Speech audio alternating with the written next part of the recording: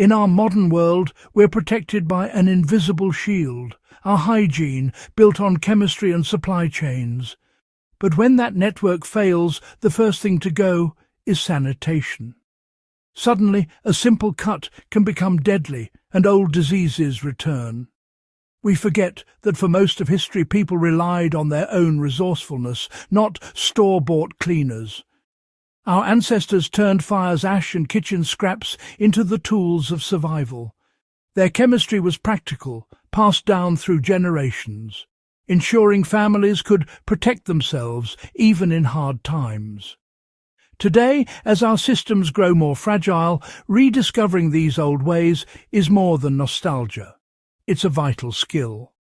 The story of homemade soap is a journey into lost, everyday science. Soap's story begins in the fireplace, with wood ash, once waste, now a key ingredient. Hardwood ashes, especially from oak or hickory, contain potassium hydroxide, a powerful alkali.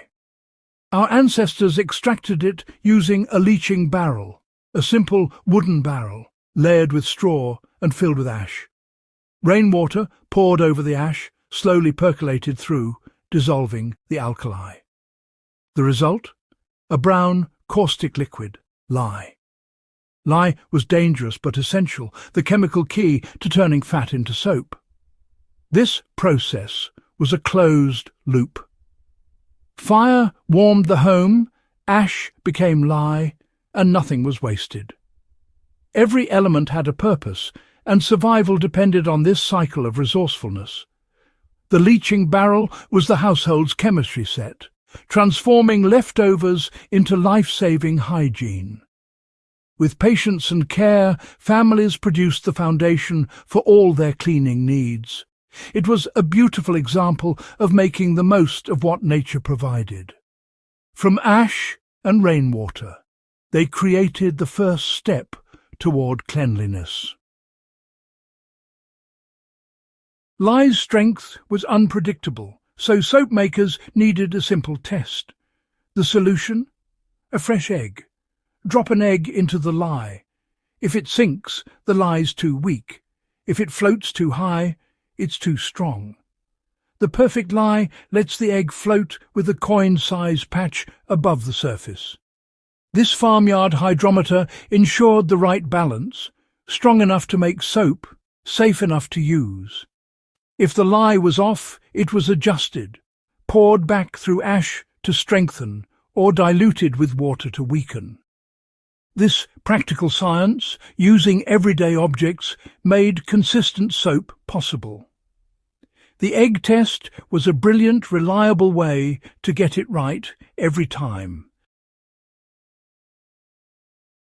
The second ingredient was animal fat, saved from cooking, never wasted. Fat from beef, pork or sheep was rendered, chopped, gently heated with water and strained to remove impurities. The result was clean, pure fat, liquid gold for soap making. The cleaner the fat, the better the soap, whiter, milder and more effective. This process turned kitchen scraps into a vital resource, linking food and hygiene in a sustainable cycle. Every part of the animal was used, nothing discarded. Rendering fat was a cornerstone of self-sufficiency, connecting the dinner table to the wash basin. For our ancestors, saving fat wasn't a chore, it was survival. Their resourcefulness ensured the family's health and cleanliness. With lye and fat ready, the magic of saponification began. The soap maker heated the fat, then slowly stirred in lye using a wooden paddle. Stirring was constant, ensuring a smooth, even reaction. The mixture thickened, turning creamy and opaque, signs the transformation was underway. At trace, when a drizzle left a visible line, the soap was nearly done. The science soap molecules have two ends. One grabs grease, the other grabs water. When you wash, soap lifts dirt and germs, then rinses them away. This simple reaction, born of necessity, created a powerful tool for health. Homemade soap was strong, effective, and life-saving. It was chemistry in action, right at the hearth.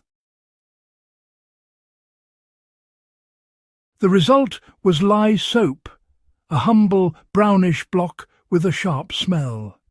It was the household workhorse: laundry, dishes, floors, and more.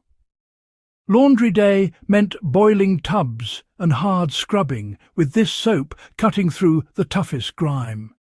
Dissolved in water, it cleaned everything from kitchen tables to greasy pans. Gardeners even used it as a natural pesticide, protecting crops without chemicals. One soap did it all. No need for a shelf of specialized cleaners. Most importantly, it was the first line of defense against illness. In a world without antibiotics, this soap helped prevent deadly infections. Its creation was a craft of survival, not luxury. Every batch was a shield for the family's health. Clean laundry wasn't finished until it met the sun and fresh air. Sunlight acted as a natural bleach and disinfectant, its UV rays killing lingering germs. Clothes were spread outside, harnessing the sun's power for a final sterilization.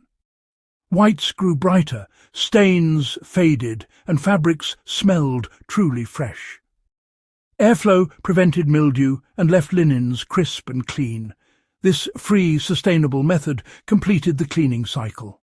Sun and wind were the ultimate finishing touches. No chemicals required. The process began with fire and ash and ended with the pure energy of the sky. Nature itself was the last guardian of hygiene. From ash to sun-bleached linen, this was practical science, not magic. Our ancestors' chemistry turned waste into health, using simple tools and deep knowledge. Today, we've traded this wisdom for convenience, but that comes with vulnerability.